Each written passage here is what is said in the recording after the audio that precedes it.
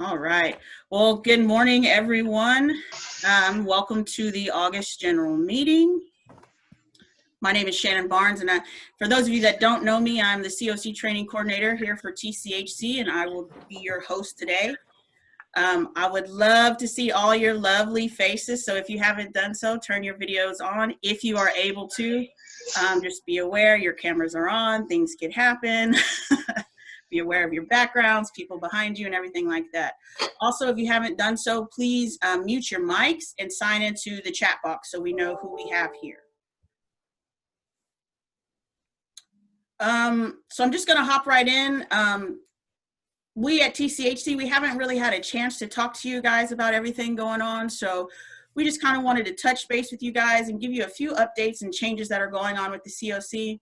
So today, first you'll hear from our interim executive director, Lauren King, who will be discussing systems change. Then we'll go in, we'll hear from Anthony Hogg, who's the director of COC operations, and he will be discussing the changes with coordinated entry. And then Nathan will back him up with changes to the rapid exit referral process.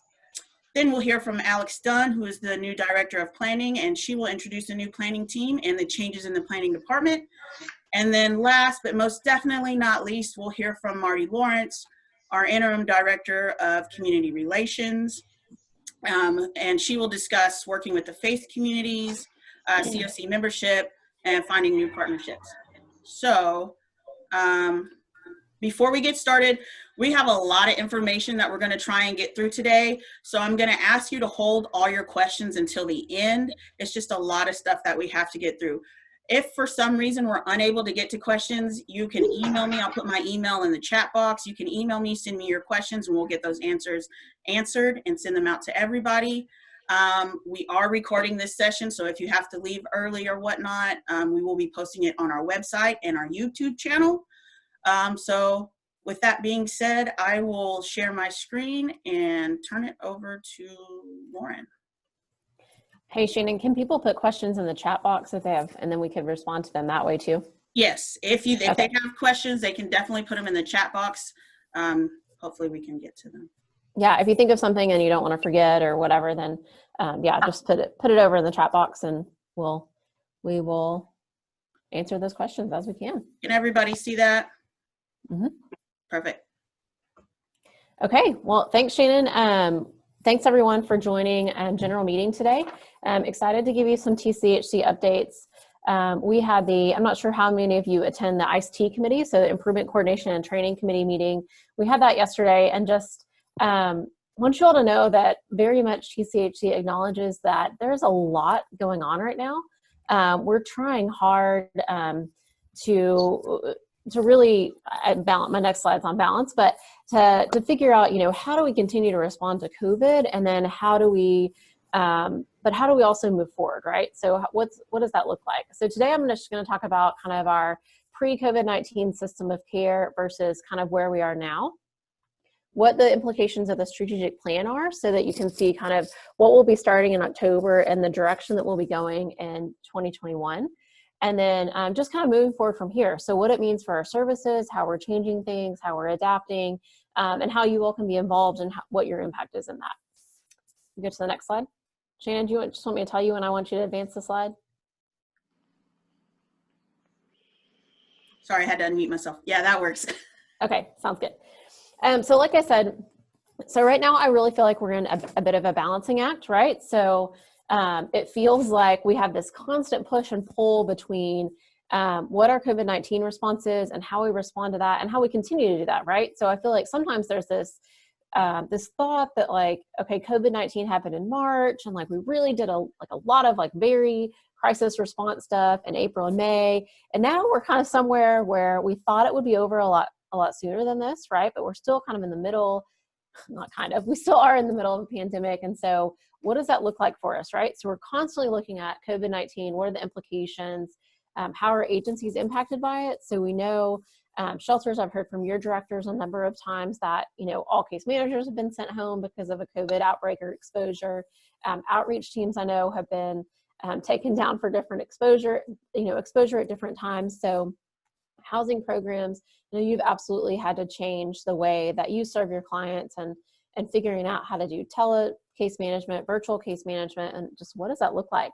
How do we continue to get our clients the things that they need to be successful in housing programs? So pretty much every aspect of our system has really changed, and COVID has shaped what it looks like. I will say I feel like we're balancing it with like, what's our ongoing system operations? So I hate to use the term new normal. I think people are so tired of that term. But what do we look like going forward from here, right? So how do we really make sure that our system continues to function? We can't get to a point where we're just stuck or we completely stop, but we've got to figure out, okay, what does this look like going forward? And how do we make sure that we're still sheltering people and outreaching to people and housing people? How do we make sure those systems work as we move forward? So it's this constant, I just want to recognize it's this constant push and pull. And I know it is for TCHC, and we recognize it is for you all as well. Just, trying to figure out almost on a daily basis, like, what does this look like and how do we balance this? Shannon, can you go to the next slide? So just as a reminder, in case you all haven't seen this diagram, I wanted to talk to you a little bit about what our pre-COVID system of care looked like. So hopefully you all have seen this. This is a diagram we've stuck to for the past couple of years.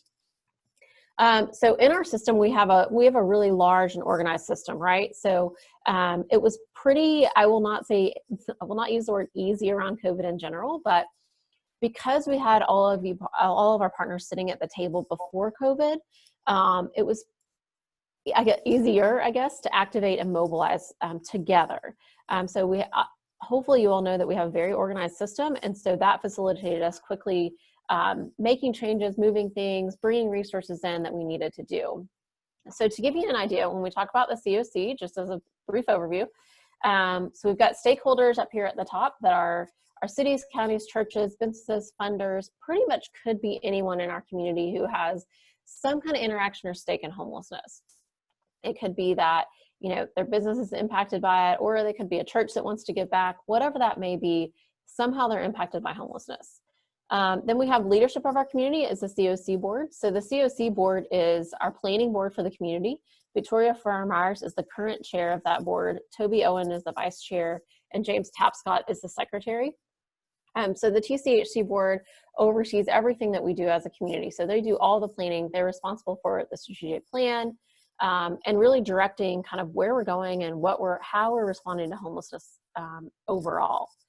The COC board also, all the committees that you all likely serve on or have interacted with, all report up through the COC board. So when you think about the Emergency Shelter Committee, Housing Committee, Governance, there's a wide variety of ways that people can serve, and we'll kind of go through that, but those all report up to the COC board.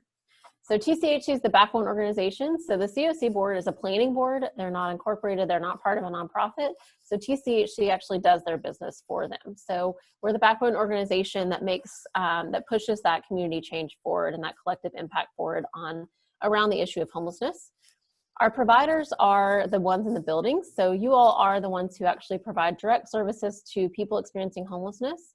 And we have you as providers because your main purpose, primary purpose, mission is to serve people experiencing homelessness in some way, right? So that's homeless prevention, diversion, outreach, emergency shelter. We actually have a new graphic that has rapid exit added in, transitional housing, rapid rehousing, permanent supportive housing, and permanent housing. So all of those programs that their primary goal is to serve people experiencing homelessness are our providers. And then our partners, critically important group, they are partners who serve our population, but their primary purpose is not specific to homelessness, right? So we still very much need healthcare at the table, and the VA and all these partners listed down here. They play a big part in our success, but their primary goal is not homelessness. So that kind of gives you an overview. Next slide. What's wrong? Let's see. So COVID-19 impact. So I want you all to know, like looking at our system, we had obviously some pretty significant impact. I'll tell you around prevention. We have really encouraged jurisdictions and other people providing prevention that they need to target that money to people who've experienced homelessness before. So best practices around the nation have been that if you're going to do prevention, target it to people who've been homeless before. So we actually have Kimberly Doty, who's our landlord engagement person, landlord engagement manager, looking at the eviction lists almost on a weekly basis to see, who has been impacted by our system before, who's now facing eviction, and how can we really help them from returning. Crisis response. So we really had to do a lot of crisis response. We had a reduction in bed and shelter capacity and shelter bed capacity. If you're working in a shelter, I'm sure you know, or if you're working at the overflow shelter, you're very much aware of this. We had the convention center at first. Now we actually have a different well shelter that houses 75. That well shelter will close on September 30th. So that's kind of some new news that we found out. So that will close on September 30th. That kind of aligns with when we typically close weather beds. So TCHC as a system, we feel okay about that. That date also aligns when a lot of resources will be coming into our system. So we're doing additional outreach, additional in-reach, which are specific housing assessors to specific to shelters. So there's a lot of system resources coming in at that same time. So we're hoping at that point that we can start moving those resources and quickly getting people off the street. Someone just asked what shelter was closing on September 30th. It's the overflow shelter. So it's currently located on Vickery. I believe they're screening at either When We Love or Art of Living on a daily basis. So it houses single men. Typically they have had an occupancy of, let's call it 75 to 85. So pretty significant. So it's the well overflow. The COVID positive shelter will remain open through the end of the year, and we're still discussing some different options on how to take that beyond. That is something that we have recognized that we absolutely will need COVID positive shelter ongoing, just because the CRF funds, so COVID relief funds that the city and county got, run out in December does not mean that our need for COVID positive shelter goes away, right? So I very much recognize that we're going to need that moving forward. So so we're working on solutions for that. There's a couple of city solutions, county solutions, and then also a state solution that's on the board. And I can have Shannon forward you all the update from last week's call that kind of details out all this information. So you have that and are informed about that. One of our big goals, though, is to quickly move people out of congregate settings as fast as we can, right? So anybody who is susceptible to a negative outcome from COVID, we want to get them out of congregate settings and move them into non-congregate, whether it be a hotel, hopefully housing, that kind of thing. And then, of course, with the housing and stabilization, our system, we have seen significantly reduced exits. So our housing numbers are down. One thing that I'm doing right now with Alex is actually sending your agencies a view of what you looked like last year from April to July and what you look like this year from April to July. Obviously, very aware it's not going to look the same. A lot has changed, but just having that discussion about, okay, what barriers are your case managers seeing? How can we help as a system? What do we need to do to get things up and rolling again to really move people out of off the street and out of shelter? Next slide. So to give you all kind of a brief overview of how we changed each of the goals for the strategic plan in relation to COVID, this will give you an idea, and then I'll go into kind of what each goal looks like. Goal 1, so we adjusted our priority population. So in 2020, we expected our priority population to be chronically homeless individuals. If you'll remember, in 2019, it was youth. In 2018, it was veterans. It's typically what we do the 100-day challenge around. We have discussed a 100-day challenge. There's nothing that's been decided just yet. It's kind of up in the air. It's almost like we're going to house hundreds of people at the end of this year anyway. So how can we make this a real motivator, get some incentives out there and that sort of thing. So looking at a 100-day challenge, but also want to balance that with, we don't want people to feel like, oh my gosh, this is just one more thing to do, it's so much pressure, that kind of thing. So really trying to be delicate about that and balance and figure out what those needs are. So we adjusted our priority population. Chronics, I would say I can predict the future, but who knows what next year will look like. Priority population for the remainder of 2020 and for 2021 is people who are at risk of COVID. So TCHC has worked with JPS to create a list on that, and I'll go more into that on goal 1. Goal 2, we've prioritized data sharing and medical portal integration. So again, that speaks to really being able to identify who's at risk of COVID. Goal 3, we prioritize landlord engagement incentives and coordination so that we can both do homeless prevention and so that we can increase our partnership there and people will be more willing to to help us house more and get people off the street and out of shelter. Goal 4, the COC board voted for a campaign and a real emphasis on no street feeding. So hopefully, as you all know, we've had a really low infection rate for COVID-19, especially compared to if you look at our population. It's been incredible, the response that you as partners have had and how you've been able to, I guess, prevent that. And so COC board and TCHC feel very strongly about the fact that one of the ways that COVID will come into our population is with street feeding. And so that is a big focus right now in figuring out how to stop that and really getting people to use the resources that are already available. And then goal 5, ongoing coordination. We've seen incredible coordination from our municipalities as far as coordinating all our funding together to make sure that we're meeting all the needs, right? So we do a pretty significant amount of coordination with the municipalities to say, hey, what are you funding with ESG? What are you funding with state money? Whatever it may be, to figure out how do we fill those gaps. Next slide.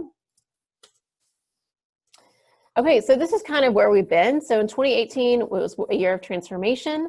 So we really worked to figure out what our system looked like, how we rebuilt. In 2019, we came together for implementation on our new strategic plan.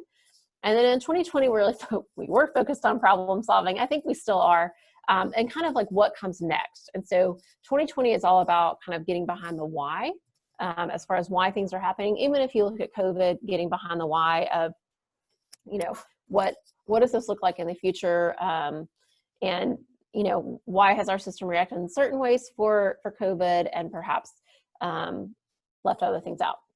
Next. Okay, so this is goal 1. A lot of you all, if you're involved in ICT, which is Improvement Coordination and Training, or emergency shelter, street outreach committees, the different direct service committees, case conferencing even, all of those committees report up to ICT. ICT is kind of governed by goal 1. So goal 1 is, the goal is to build an effective and efficient system of care, housing crisis system of care. There are kind of 4 main points to that: priority populations, targeted interventions, streamlined services, and delivering best practices. So like I said before, priority populations is a pretty significant change. We were initially expecting chronically homeless to be our population. Now with the arrival of COVID-19, the board voted to make the population who's susceptible to COVID-19 our priority population. Please keep in mind, it's not our high utilizers. I think that's where a lot of people go immediately, is people at medical risk, not high utilizers. There are very specific, identifiers for people who are at risk of COVID-19. So we're working with JPS on that to identify that group and essentially treat it like a cohort to quickly move them out of congregate settings. Other populations will continue to be a focus, include veterans, youth, people who are chronically homeless, so we still have, and families. So we still have our priority populations. It's just COVID-19 and those susceptible to it have come into play now. Targeted intervention, we've implemented a number of new interventions this year. The big one right now is redesigning coordinated entry, and so I'll let Anthony and Nathan focus on that. Streamlined services really has to do with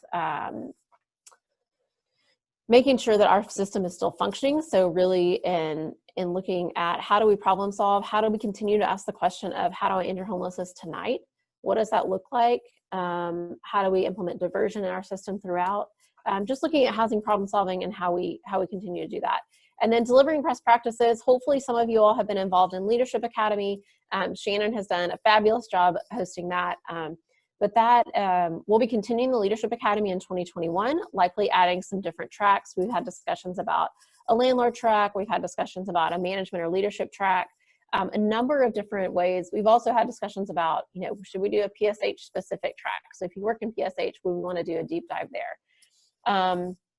So just looking at different ways to share knowledge and promote learning across the continuum and really help people move from, oh my gosh, this is a great training, I love it, I want to implement everything, and then I'm back at work and I'm like, oh crap, I have to do my job, to like, how does TCHC really support you in like taking what we're presenting in trainings and then actually being able to implement it into your program successfully. So looking at that. Next slide. Let's see.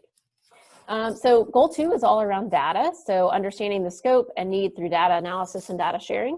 So we are analyzing key data. So we are looking more at descriptive analysis. So figuring out, not just looking at the numbers to say like, wow, this went up. It's more about why. So why did it go up? We're doing a deep dive on a number of things and kind of figuring out, why does this happen? And then also saying, now what? So one example is that we have started to really dig into racial equity data and looking at what are the disparities in our system. How do we address those? How do we address systems outside of ours that feed into ours, that feed that issue?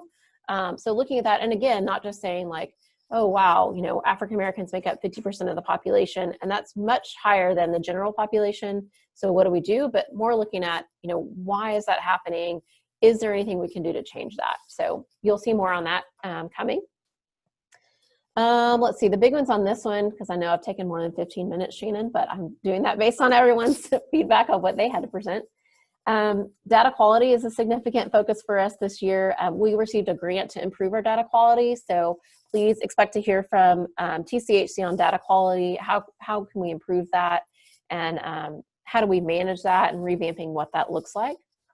And of course, cross-system analysis. So using that health data is really imperative right now. And so especially if we're going to ensure that, we're really addressing the population that needs to be addressed. Next slide.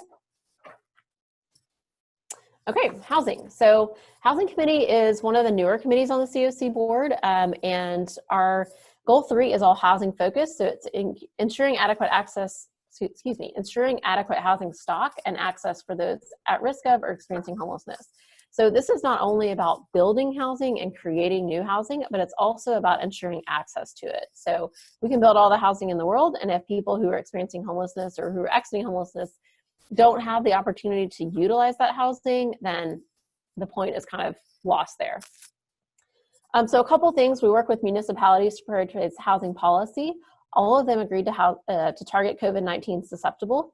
So that'll be a real focus for us in figuring out how to really use those resources to move people out again. Landlord engagement, of course. So we formally launched landlord engagement in April, and we've had great feedback from you all. Numerous case managers have noted how much easier it is to use PadMission and to search for housing for people. At this point, we are moving forward with working on how to provide mediation services. So if you have clients or tenants who need mediation with their landlord, being able to provide that. And then in addition to that, being able to provide them with landlords with different incentives. So for example, if there's an apartment complex that houses a lot of our clients and they don't have a business center, that would really impact our clients and be very beneficial for them. So can we help them do that as an incentive for them? So again, it's just that everything is a balance, I think. Really saying, okay, we're absolutely here to support people who have moved out of homelessness, but we need to be here to support the landlords too, who give them a second chance and who provide them with somewhere to live. And then thriving communities. So one of our goals this year was actually to take stock of the inventory that we currently have for people leaving homelessness and figure out how to build on that. So what does that look like? What different types of housing do we need? How do we promote the development of those types of housing? Next slide. So goal 4 is about an engaged community. This goal will actually look a little bit different this year. So there's 3 primary targets around it. So civic leader engagement. So those are our elected officials that work on engaging grassroots outreach and community engagement. Right now, this falls under governance. We are actually going to change that. So governance will look different. So all of you all at agencies, we will be reaching out to your development and communications professionals, to your staff there, because we need to have a very clear and concise and cohesive message amongst all of us, right? So especially when we talk about street feeding and what it looks like to help, making sure that TCHC is promoting the needs that you all have as agencies, and how can we really make it mutually beneficial for everyone. So governance will look a little bit different. This goal will actually move to being managed by TCHC staff and other development professionals in the continuum. And I think often speaking as a person who's been in development in a homeless agency, often they are kind of left out of the COC conversation. So I think it'll be good to bring them in and really give them a good idea about what the needs are across the system. But as far as elected officials, so in the past year, we've worked hard to communicate more and clearer about the issue of homelessness. We'll continue that work, and we'll start to work on some desk side briefings around policy and how our community can prevent end homelessness. Grassroots outreach is likely on hold. We're exploring virtual options for that. Thanks to the North Texas Community Foundation, I think Susan's on. We did receive a toolbox grant to specifically engage with neighborhoods around homelessness and how to respond and how homelessness impacts their neighborhoods. So we'll be working on what that looks like, how to virtually engage, and how to move forward there. And then, of course, community engagement. This is focused on no street feeding, especially during COVID, when we had a unique opportunity to stop this.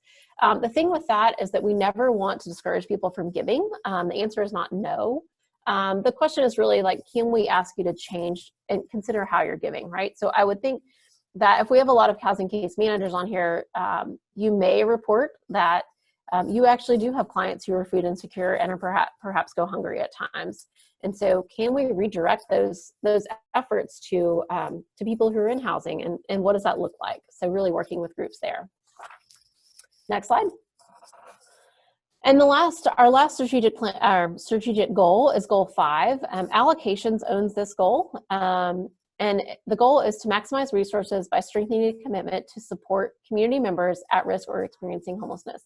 This is all about bringing new resources into our community. So looking at the fact that, well, one, HUD is not going to solve homelessness for us, although that is where most of our resources come in now. But how do we really look at, what other resources are out there? So an example would be MHMR just got a huge SAMHSA grant to add additional outreach resources. That was a huge need in our community, considering the percentage of unsheltered, the amount unsheltered has grown over the past year, as well as the fact that we have a pretty large county and we were relying on about 8 professionals to cover the whole thing.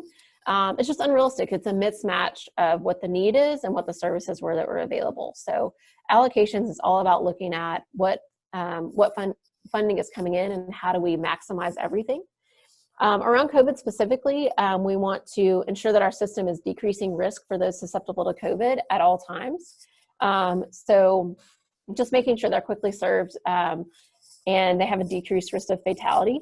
So fatality reviews also involved in this, and looking at, people pass away while they're experiencing homelessness and why they're in housing programs. Why did that happen? And could our system have done something better to serve them? Around continuous improvement, we're going to enhance monitoring and program support. Alex will talk some about how planning has changed. And then, of course, expanding opportunities. So we've had a lot of coordination on CARES funding and really looking to see, okay, here's what different priorities are. How do we fill in the gaps? What other funding sources can be used? I will say just a note about allocations. Some of you may be familiar with allocations from the perspective of it being all about the NOFA. So in the past, the allocations committee, that's been their primary focus, is to rank different housing projects. We are going to change what that looks like now. So allocations will be a more global view, really overarching to look at what are the system needs, what are the different resources coming in, and like I said, how do we maximize everything?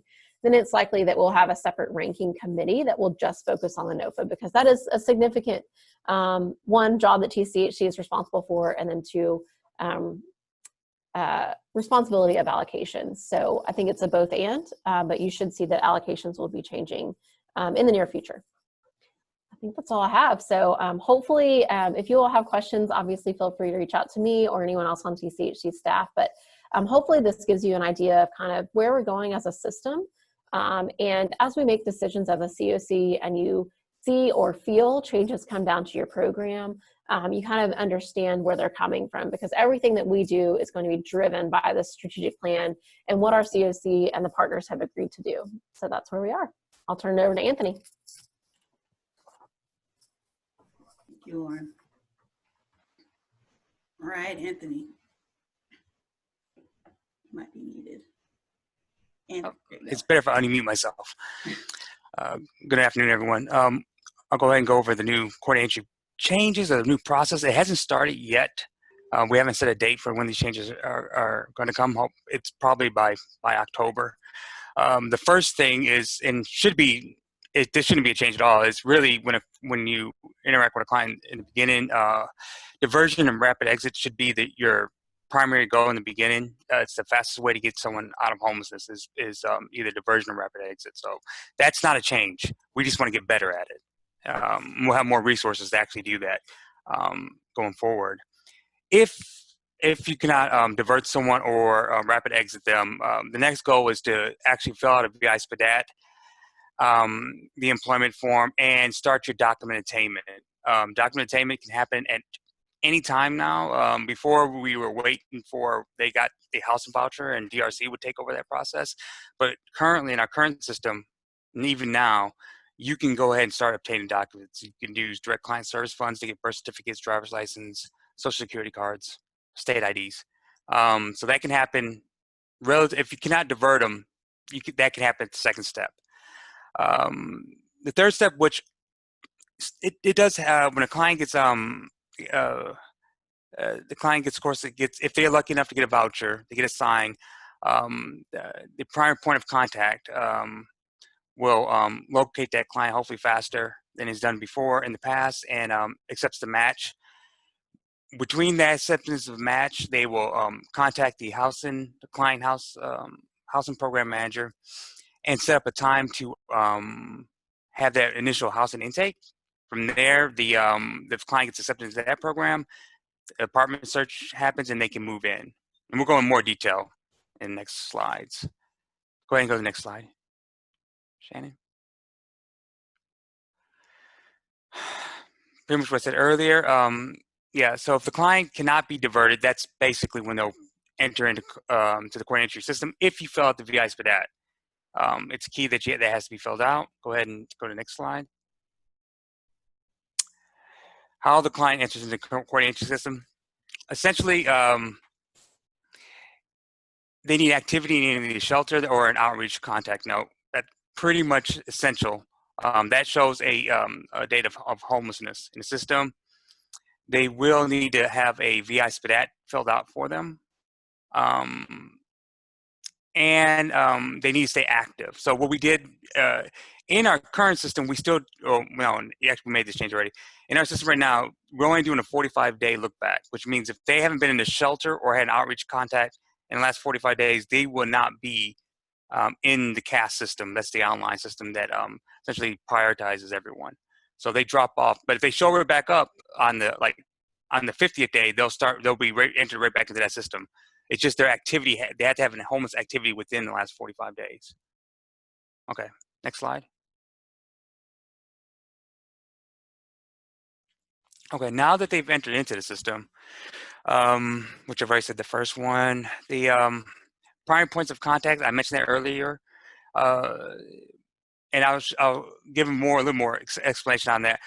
Right now, we don't have that many people that we would consider primary points of contact. Street outreach, there are some shelter case managers, but we are actually expanding those positions. We are having an expansion when it comes to street outreach and to mobile assessors.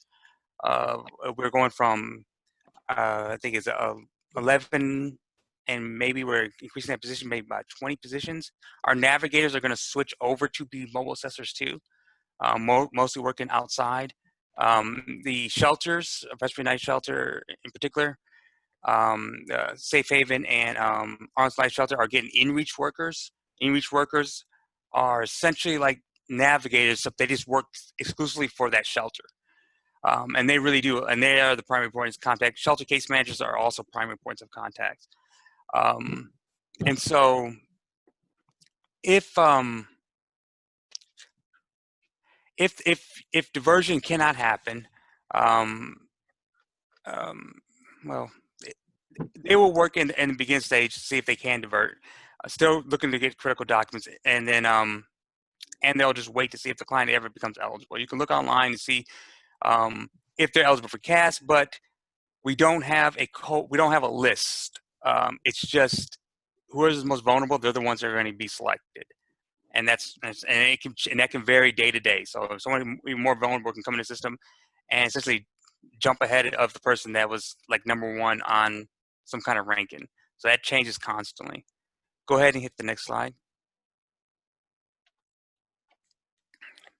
Now the client has a match, and this is key right here. So because we tighten it up, we shorten up the days of when it takes for a client to be still active in homelessness.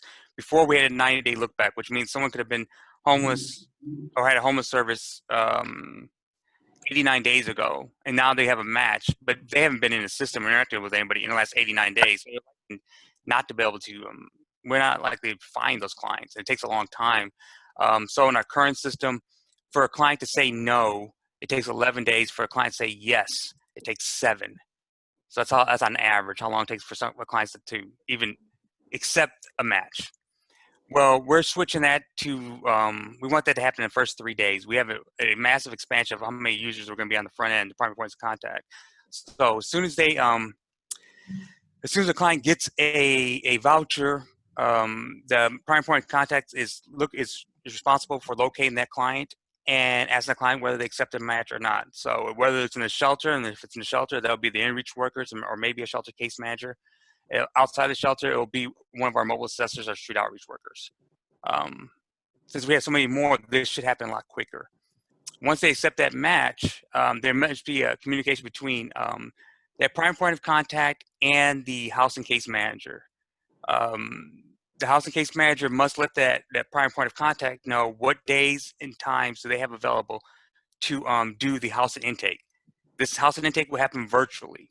In our current system, what happens is that the client has to physically navigate to the housing agencies. Usually they have the house and intake, maybe do a phone call, but most times they'd be in person because they have to sign documents. Well, that can't happen in our current environment. And actually, it's very inconvenient for the client. It's not very client-centric because it only expects the client to be pretty mentally and physically at a higher level so they can actually navigate a system. That's what you need outside of a navigator actually helping them. And we'll never have enough navigators for everyone. So the idea is that that the primary point of contact will help with the house and case manager. Will set up a virtual intake, and then when in that intake, they which would and the primary point of contact also must have a some kind of either a phone, tablet, a laptop, so the client can actually interact with that house and case manager.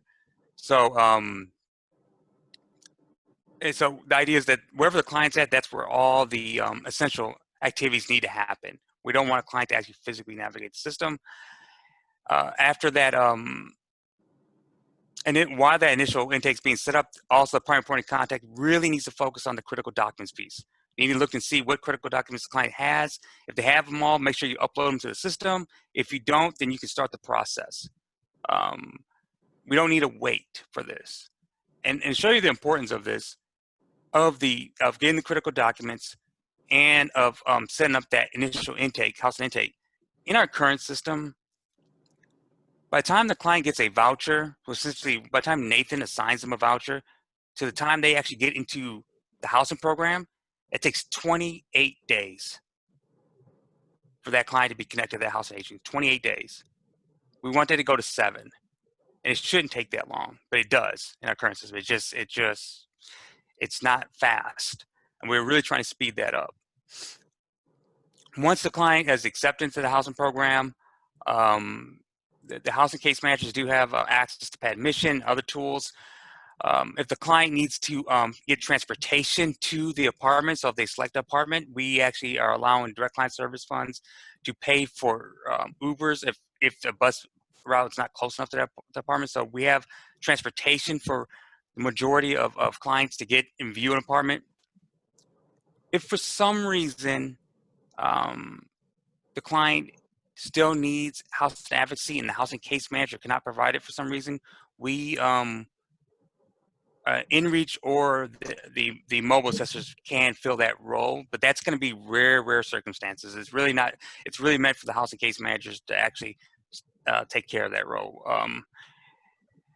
We're looking essentially clients to be housed within around 30 days. That's kind of the goal. And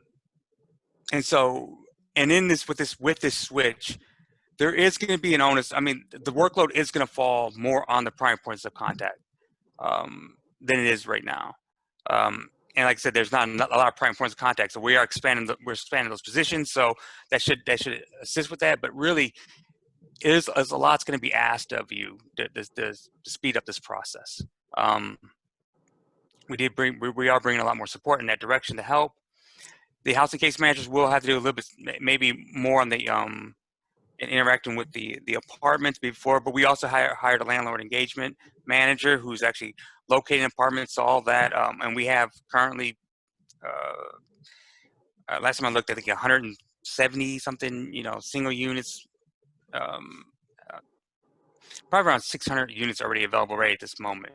I had to go back and look. Too bad, a lot of them are 2-bedroom units, so it makes it harder, but we do have a lot of units available. Go ahead and go into the next slide. That's actually it. Is it it? Yep. I was going to see if Nathan wanted to go over the changes to rapid exit referral process. Yeah, thank you. So just a quick announcement for everybody. Rapid exit is no longer going through coordinated entry in the traditional way that it has been. We've seen that the effectiveness of the referrals through the coordinated entry process haven't really been that great. And the more effective way is direct referrals from case management who know the client and can really assess better their ability to be a good candidate for rapid exit. So that being said, if you identify a client who is a good fit for rapid exit, you can either email me and let me know the client's name and give me the warehouse ID number or the ETO number, and then I can match that client to rapid exit through CAS, or you can make a referral directly to those housing programs by completing the economic mobility referral form in ETO and selecting as a referral option rapid exit. And if it's a family, you would select family-based rapid exit, and then if it's a single person, you would select the community-based rapid exit referral options in ETO. If you have any questions about that, feel free to email me, and I'd be happy to explain further. Thank you. Thank you, Nathan. Okay, now we are going to move on to Alex in the planning department. Hey guys, thank you so much for having us. I'm really excited to be here. I'm going to be going over with you guys our new planning team. We're changing our model to an account representative model and go over some things that are coming soon and newly happening. New planning team. My name's Alex Dunn. I'm the new director of planning. I've been here for a little less than a month now, so I'm really excited to be here. I came most recently from JPS, and so I'm really excited to return to an interest of mine for a long time, which is helping people experiencing homelessness. We have 2 COC planning coordinators that are awesome and help us to help you guys with your COC funding and your programs. Katie Welch has been with us for almost a year now, and at one point was a one-woman planning show. So many of you probably know Katie and have gotten help from her in the past. And then Stella Pratt has actually been with TCHC for almost 5 years and is new to the role of planning, but has a lot of great experience around TCHC and the continuum of care. And so we're really lucky to have her. On the next slide, I can tell you how we can help you. So we're moving to an account representative model, which means that every organization will have either Stella or Katie as your account representative, and they can be your go-to person for assistance that you need from us regarding monitoring, scorecards, technical assistance training, and the different COC policies and procedures.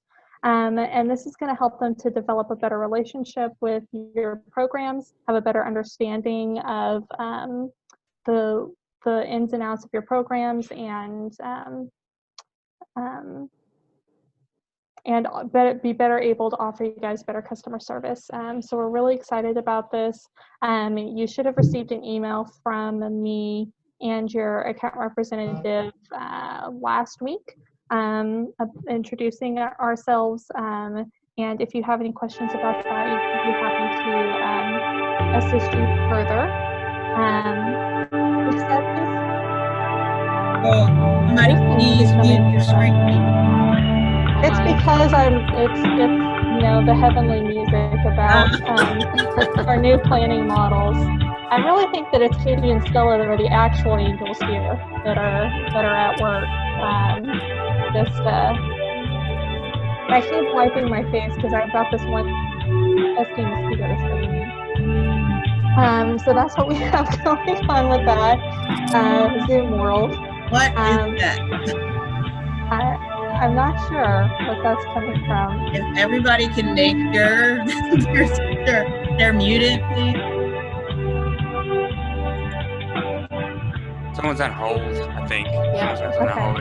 It's that Yeah. 185. I mean, I really go with that it's, Stella and Katie's power angel music, but that's good. I can push through, Shannon, if you want to go to the next slide. Thank you so much. So some big things that are coming soon, and that you guys may have already gotten emails about. Katie put together some really great, thank you for fixing that. Katie actually put together some great training videos about data cleanup, which, as Lauren talked about earlier, is going to be a big priority for the continuum of care. And so Katie has put together some great training videos that are now uploaded into LMS. And she broke the training video down into smaller segments. So you could go through the whole training and watch all about data, or you could narrow into one issue that you're having. And so we're really excited about that as a resource for you guys. Many of you guys probably got those emails yesterday. If you didn't get them yesterday, they'll continue to go out this week. We're also looking at monitoring and preparing for the new HUD NOFA. We don't know what the new HUD NOFA is going to look like yet. HUD did release the grant information worksheets, GIWs. Was that 2 weeks ago? I think that was 2 weeks ago. And so we have, that's usually the first step in the NOFA. There's a whole bunch of rumors going around about what the NOFA will look like, and the essential answer is we don't know what it's going to look like, but we are preparing as if it would be a normal NOFA so that we are ready to respond for the continuum. And we're also going to be looking at starting monitoring as well. And the monitoring is going to be based on the scorecard that is also part of the NOFA. So for those of you that are COC funded, be looking for emails coming about that. Our monitoring is really intended for us to figure out how we can better partner with you guys and to help us identify gaps that we might not know about yet. And so we're going to be looking for suggestions from y'all on how we can improve our system overall. And so we appreciate y'all's help with that. And that is everything that I have. Thank you, guys. Thank you, Alex. So moving on to Marty. I am unmuted. How is everyone doing? I'm so happy to be here and so happy to say thank you to all of you guys for caring and coming today to learn more about what we have just heard, which is that change is the only constant, right? So we've heard about a lot of change, but this change is good for our community because we know, what we know is that when we work together, things happen. So can anyone tell me who said, alone we can do so little, together we can do so much? I use this quote a lot. I'm curious if anybody knows who said that. You can unmute yourself or put it in the chat. And if you've gotten emails from me, you might know this, so feel free to jump in and help your friends. Oprah Winfrey, what a great, Helen Keller is the answer. But Oprah Winfrey, Maya Angelou, great guesses. Thank you all. Yes, people who inspire us, people who have faced great challenges and have figured out how to have a great attitude. My husband's leaving because I'm being so loud and enthusiastic, just so you know. He's getting up and leaving the room. But I just want you guys to know how much we appreciate working with you, how important the work you're doing is, and what we do together is what makes the difference happen. So community relations, I am so excited about talking to other people about what you're doing and helping them figure out how they can best help you. Because when we know better, we do better. And when we first started serving homeless in our community in the 80s, we didn't have anything better to do than to pack up our food and come down to the streets and feed people, and look where we are today. We have made amazing strides. The faith community are the ones who built, you know, the shelters that we have in and that are doing amazing work. So there's no reason for us to think that we won't continue to do better together.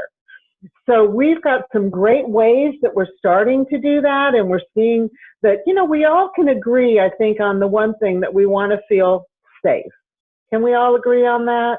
Our clients want to feel safe wherever they are. We want to feel safe in our homes. We certainly want to keep folks who are interested in helping feeling safe in light of COVID and how we're engaging with each other.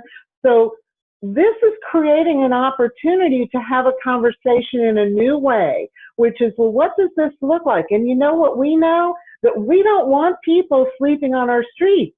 We want people to be housed, and we want them to stay housed. And so when we can help people understand, well, what can that look like for us?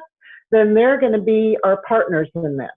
And one of the ways that we're going to introduce this partnership, oh, change the slide, Shannon, please. Shannon, smile for me so I know you hear me. Thank you. Okay. So as we're working with the faith community, right, and we're so very happy that we have so many people who care, and they are trying, and they really, oh my goodness, when you see the welcome home baskets that the faith community has put together that are ready for your clients as you put them into housing, does that, somebody tell me in the chat, is that something that is of value to you? Do we have housing case managers here?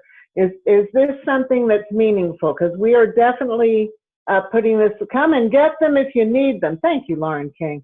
We've got them, they're ready for you, they're beautiful. We have big, full baskets of wonderful things for people settling into their new homes. Thank you, Latoya. Thank you very much. And Marissa, appreciate it. Gail, thank you for jumping in with me. I really would love to be in the same room with you right now, in case you can't tell. So I think we've got that happening for you. And then let's go to the next slide. You know, we've talked about street feeding. Well, when we really are doing the Housing First model and we're making homelessness brief, rare, and non-recurring, we don't need a lot of street feeding. We need to support people in housing, and that's what we're working together to accomplish. So one way we can do that as the coalition is to create a membership program with you all, our partners, as well as with external partners. And we're really excited that we're there. We're ready to start to launch this in October, and you'll be seeing a lot more about it. The membership opportunity is certainly, our partners are our members, but what about other people who care and want to be part of this? Next slide, please. Da, da, da, da. Okay, the search for new community partnerships. So if you want to ask me, who are we looking for? Who are we looking for? Can anybody put in the chat who we are looking for? Let's see what we get there. I have a kind of a standard answer. New partners, good answer.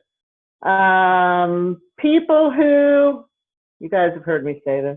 Yes, and thank you, Lauren. We're looking for partners and people who, I'm waiting for it. Nathan, jump in there. What am I looking for? I'm looking for people who care. People who care. I'll tell you the answer. Next time I ask, I want everyone to know the answer. We want people who care, because we'll figure out how to connect them, okay?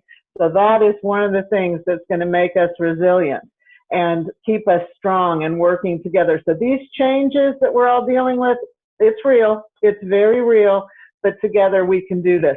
Okay, has anybody heard of Miracle Messages? Okay, thank you. Nathan has, because I've told him about it. So I appreciate Nathan giving me a little thumbs up here. So what I'd like you to do is go ahead and take your phone. Please, this is a participatory thing. You've probably already got your phone because you're looking at it instead of listening to me. But put your phone and go ahead and put in there Miracle Messages, okay, and see what you find. Because this is a pretty cool thing. I didn't know about it until Nathan said, you know, we really need to be able to try to connect folks back to the people that they care about and care about them. And we were looking at how do we use Facebook to do this, okay? So, hey, Pierre, thanks for joining us today. This is a tool. Does anybody think this might be something that they can use to connect clients? What I like about it is that it is national, right? And so we know our folks are transient, moving around, and we'd like to share this as a way for us to help connect our clients to people that they care about. Okay, nobody's jumped in here and said much to me. So does anybody want to unmute? Has anybody seen this before?